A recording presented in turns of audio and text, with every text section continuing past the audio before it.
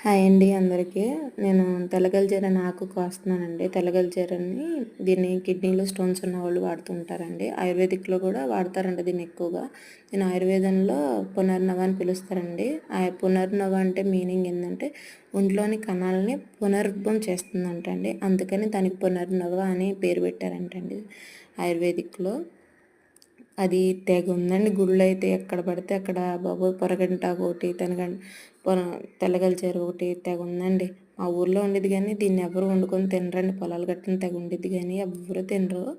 ఇంకా అలా వదిలేసేస్తారు, ఇంకెవరు పట్టించుకోరు. కానీ ఇక్కడ పొనగంటాకు బెనిఫిట్ చూస్తే నాకు భలే అనిపించింది. కాలుష్యం వాటికి కాళ్ళ నొప్పులకి ముక్కులకి వాటికి చాలా మంచిదంటండి పొనగంటాకు. అందుకని నేను పొనగంటాకును తెల్లగల్జేరాకు 2 కోసుకొచ్చానండి. ఇంకో ఫ్రీగా దొరికితే వదులుతామండి ఎవరైనా.